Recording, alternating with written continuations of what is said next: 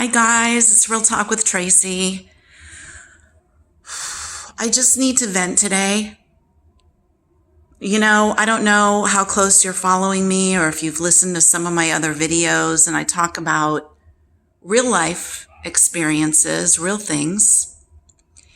And I have this aunt who I'm not related to. I'm actually related to her husband, which I don't want to claim because he's a jerk. And he's 92 or 93 and she's 81. And they live in a very wealthy community, and you would think they're going to be really happy. They got the big house, they got the deer walking across the lawn. They have rescue dogs. They could have a dreamy life. But he is so mean. And I talk to her on the phone a few times a week, and she really loves having me in her life. And I've told her, I can't be responsible and fix what's going on in your house. I have sent the police to her house numerous times. I have sent adult protection services. They have sat with her and given her phone numbers to lawyers and everything else. And he was always someone growing up who was spoken of so highly by my grandparents. He's good looking and wealthy and accomplished, and he's this, he's that. He is such a big disappointment. He doesn't have any relationships with his kids. His son died. He didn't seem to care. He has another daughter that he's never claimed or even been in touch with.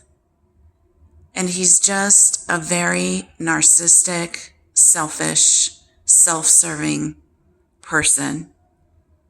And he treats my aunt like a slave. His dog craps all over the house, and he expects her to clean it up. He doesn't want to train the dog. He keeps all the financial papers locked up, and he's been threatening her and also been physical with her for years. And I have been so worried about her that I've called the police. I've sent them over to her house on a couple occasions, and she always tells them, I'm okay.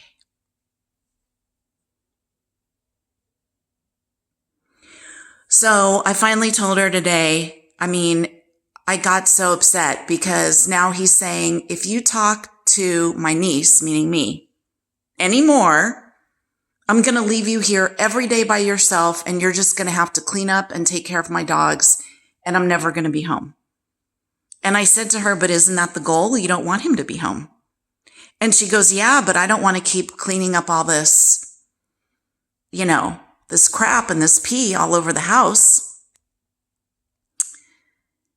She has an excuse for everything.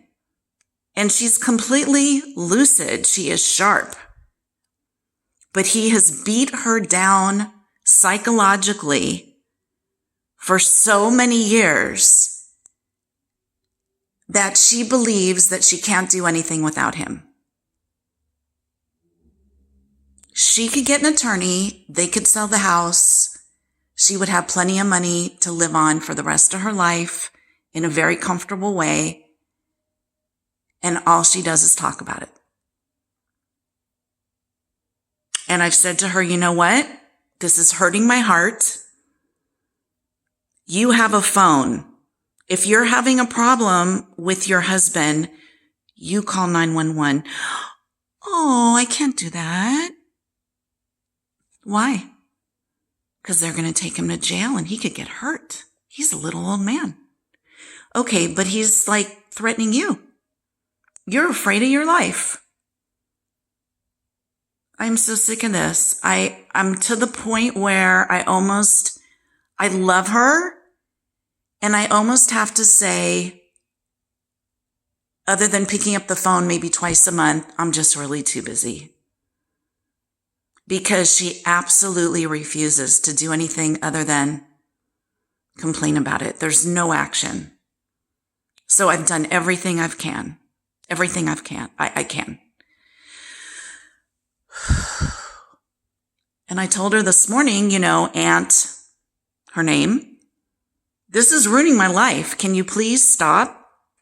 I've told you, get a counselor. You have plenty of money to do this. Stop laying all this on me.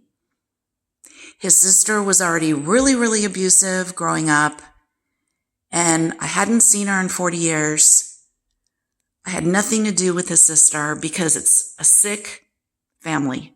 I don't know what happened to them as children. I'm not sure why him and his sister are so completely screwed up mentally, but I don't want any part of it. I put myself in foster care to get away from this. And now that I'm an adult, I have a great life with my husband, and all this is coming back. It brings back all the memories and all the hurt and all the angst and all the anxiety, knowing that he's doing to her what my aunt did to me. The yelling, the hitting, the abusing, threatening.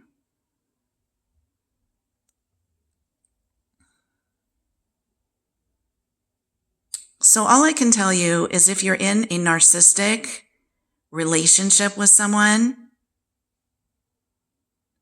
leave. They do not change. Can you hear me? Hear me? They won't change. This is your life. Let my aunt be an example.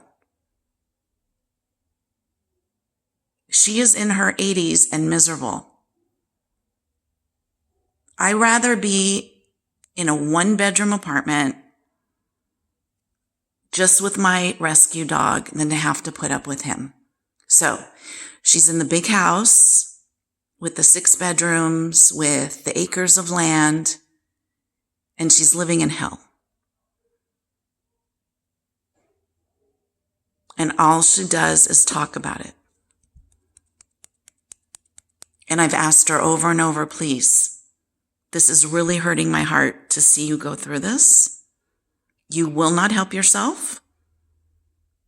I can't have you telling me about the abuse you're going through any longer. If you tell me about him touching one hair on your head, I will call the police and send them over again. So I think I've done this like 3 times now. She doesn't take any action. I can't hear it anymore. I just can't. I can't. I need to live my life. My best friend just died. I have other friends with illnesses that are sick, and I'm not getting any younger. I need mental peace. I need peace. I need peace in my life. And I can't take care of everybody else's problems. And so I'm going to play this back. I don't know if I'm going to post this. But if you're in a narcissistic relationship, no, it does not change. It doesn't change. And it's up to her. It's up to her to pick up the phone like she does with me and make a phone call. Not to me, but to the police or to 911. It's up to her. So I'm cutting the cord. I can't take it anymore. At times I feel like I can't breathe. And I don't want to feel this way. I have a heart issue. So I'm not going to do it anymore. I will talk to her, and the moment she starts talking about him, I get off the phone. Like today, I said, I don't want to hear it. Are you calling 911? No? Okay, so it's not that bad then. Well, no, it's really bad. Then call 911. Anyway.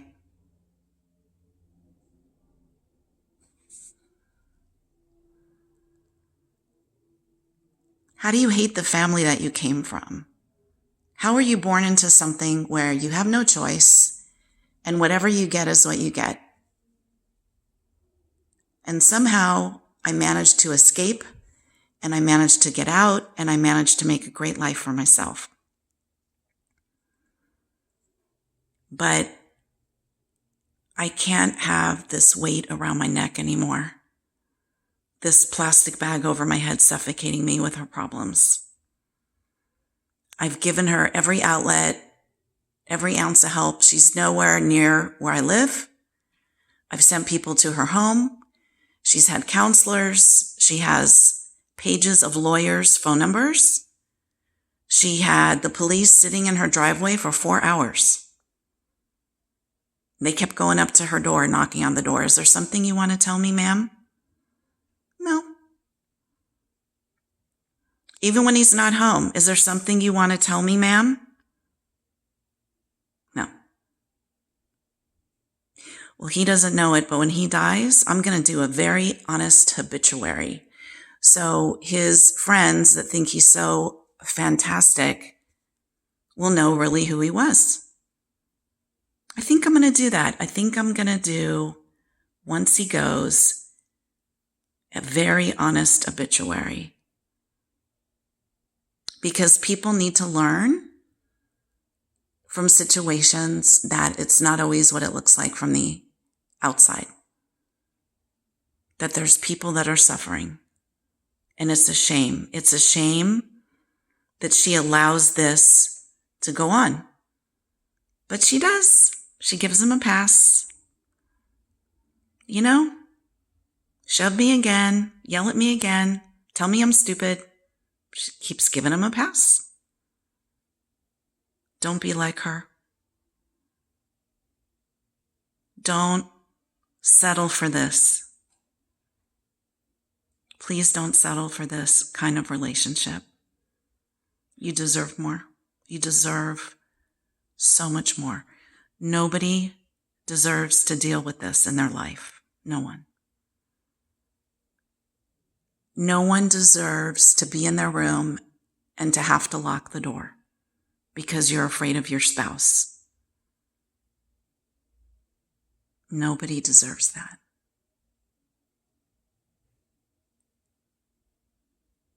Anyway, if I hear one more word like this about this, I'm going to call the police again. It'll be 4 times. 4 times. It's an embarrassment. And you would never know it. They're in a very wealthy area. You would never guess. But that doesn't mean anything. It means nothing. It's sad. And